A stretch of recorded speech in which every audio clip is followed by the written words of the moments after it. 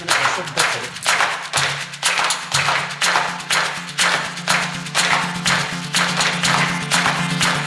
Hello বন্ধুরা, কেমন আছো তোমরা সবাই? আশা করি তোমরা সবাই খুব ভালো আছো আর আমিও খুব ভালো আছি। পিএসসি ব্লগে তোমাদেরকে সবাইকে আবারও অনেক স্বাগত জানিয়ে ব্লগটা শুরু করছি।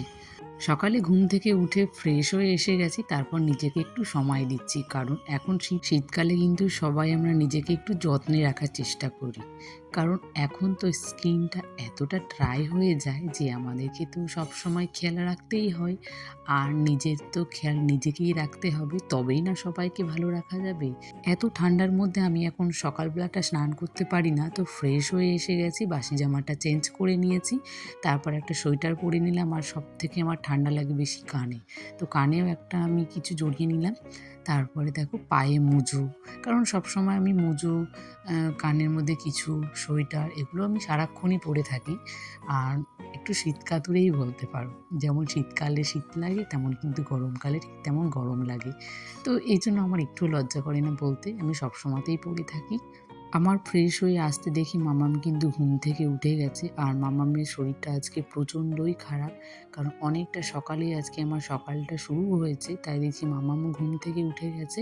তো বাইরে যেহেতু ভালোই ঠান্ডা আছে, তবুও মামাম যেহেতু শরীরটা খারাপ, তো তাই মামাম ঘরে থাকতে চাইছে না, হ্যালো তো এভরিওয়ান, পাপাকে গুড দিয়ে একটু মর্নিং। বাইরে পাঠিয়েছি। প্রচুর চেঁচামেচি হচ্ছে। সকালবেলা রান্নাবান্নাগুলো সব কমপ্লিট হয়ে গেছে। এখন ওই যে বাজার এনেছে, তো কতগুলো মাছ এনেছে। ও বাজার গেলে এরকমই করে, মানে দু একটা জিনিস নিয়ে আসে না, বাজার গেলে পুরো বাজার শুদ্ধ তুলে নিয়ে আসে। তো দেখে আমার মাথাটা গরম হয়ে গেছে। ছোটো মাছ, মানে ট্যাংরা মাছ নিয়ে এসেছে, কতক্ষণে কাটবো বলো তো। আর মামাম যেহেতু এখন স্কুলে গেছে, এই জন্য এই সময় একটু কাজ আমি ফ্রিলি করতে পারি। আর মামাম চলে আসলে তো কাজ করাই যায় না। তো চলো, বাজারগুলো তো আমি তুলে রাখলাম, তার সঙ্গে ভাবলাম যে তোমাদের সঙ্গে মাছগুলো আজকে শেয়ার করি, যে কত রকমের মাছ নিয়ে এসেছে। মানে বিরক্তি লাগে বলো না, একসাথে যদি এতগুলো মাছ ধোয়া ধুই, তারপর সবজি তোলা, তারপর সেগুলোকে গুছিয়ে রাখা, বিরক্ত লাগে। আমার তো প্রচুর বিরক্ত লাগে। তো চলো তোমাদেরকে আগে দেখাই, আমার রান্নাটা হয়ে গেছে আজকে। তো এই যে এখানে দেখো নিয়ে এসেছে এটা ট্যাংরা মাছ, সবগুলো জ্যান্ত আছে, সবগুলো নড়ছে। আর এখানে নিয়ে এসেছে যে পাবদা মাছ, আর এটাতে আছে এই যে গলদা চিংড়ি, আর এটাতে আছে ওই কাতলা না কি বেশ বলে মাছটাকে যেন, ভুলে গেছি, তো নামটা জেনে তখন তোমাদের সঙ্গে করবো। আর এই যে লাস্ট ধনে পাতাটা এখন এখানে পড়ে আছে। আর এখানে যে কোটাকুটিগুলো নিয়ে নিয়েছি, সব এগুলো ধুয়ে একেবারে পরিষ্কার করে রাখবো, রান্না করার সময় বিরক্ত লাগে। তো চলো আগে করে নিই। রান্না তো আজকের মতো আমার কমপ্লিট হয়ে গেছে, কিন্তু আমার বরের সাথে কিন্তু আজকে বেশ ভালো ঝামেলা হয়ে গেছে, কারণ একসাথে এত বাজার তুলে রাখলে না আমার সত্যি মানে মাথা খারাপ হয়ে যায়, আর অনেকটা সময় লাগে সব কিছু ধুয়ে পরিষ্কার করে রাখতে। আর জানো তো আমি এটা পারি না যে যা আনলো তাই আমি এনে যেমনভাবে এনেছে তেমনভাবে আমি রেখে দিলাম, এটা আমার ঠিক পোষায় না। কারণ যেন আমি রান্না করার সময় যেন আমাকে কোনো ঝামেলা ফেস করতে না হয়, সবসময় আমি ফ্রেশ রাখার চেষ্টা করি। এই জন্য যত কষ্টই হোক, আমার যত দেরি হোক, বাজার যেদিন আসে সেদিন আমার পুরো মাথা খারাপ হয়ে যায়।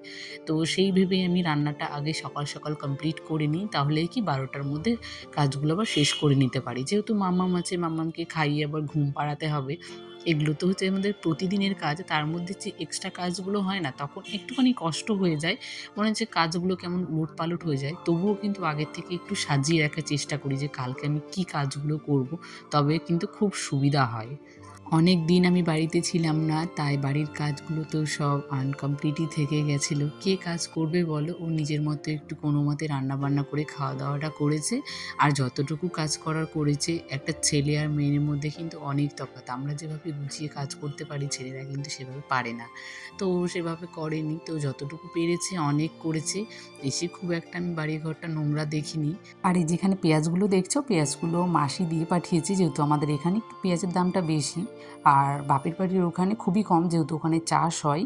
তো মাসি এই জন্য আসার সময় কিছুটা পেঁয়াজ দিয়ে পাঠিয়েছে, তো ভালোই হয়েছে, কিছুদিন চলে যাবে।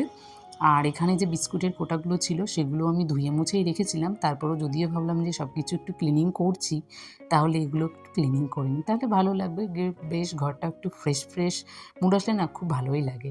আর সবসময় যদি একটু মোছামুছি থাকে, তাহলে দেখবো একটা নেগেটিভ জিনিসগুলো না সব কেমন তোমার মন থেকেও যেন দূরে যায়, আর পজিটিভ জিনিসগুলো মনে তোমার সবসময় সব কিছু ভাবতেও ভালো লাগে। আর এখানে টেবিলের ওপরটাও একটু ক্লিনিং করে নিলাম। তারপরে যে ঘরের ফার্নিচারগুলোও ছিল সবগুলো আজকে একটু ক্লিনিং করতে পারলাম না, কারণ অনেকটা দেরি হয়ে গেছে। সকালবেলা রান্নাবান্নাটা শেষ করে তারপরে কাজগুলো করছিলাম তো। তারপরে মামামকে খাওয়ানো, ঘুম পাড়ানো, স্নান করানোর সময় হয়ে গেছে। তো ভাবলাম যে আজকে যতটুকু পেরেছি ততটুকু করে রাখি। কালকে গিয়ে আবার এই ক্লিনিংগুলো করব। যেমন খাট পরিষ্কার করা, এসবগুলো এখনও বাকিই আছে। তো ওগুলো একদিন করে নেব তাহলে। আর উপরে যে ঝুলগুলো আছে, ঝুলগুলো তো পৌষ মাসে নাকি ঝাড়তে নেই। তো এগুলো একটু মোছামুছি করছি। আর যে ঘর ঝাড়াঝাড়ির ব্যাপারটা, সেটা এই মাসটা পার হয়ে গেলেই তারপরেই করব। হ্যাঁ, একটু আধটু ঝুল জমেছে। যদিও আমি প্রতিদিন ঝাড় দেওয়ার সময় ধরে নিই, তো এজন্য বাড়িতে যেহেতু ছিলাম না, সেই হিসেব করে একটু আধটু হয়েছে। তো থাক, এগুলো এখন কয়েকটা দিন কেটে যাক, তারপরে এগুলো ক্লিনিং করব। আর এখানে অ্যাকোরিয়ামটাকে একটু ক্লিনিং করে নিলাম। আর বাইরের যে কাগজটা, যেটা আমাদের বাইরের থেকে দেখতে সুন্দর লাগে, সেই জিনিসটাও একটু চেঞ্জ করে নিলাম। মানে সবসময় একই রকম জিনিস দেখতে ভালো লাগে না। তো চলো, আজকের মতো ভিডিওটা আমি এখানে শেষ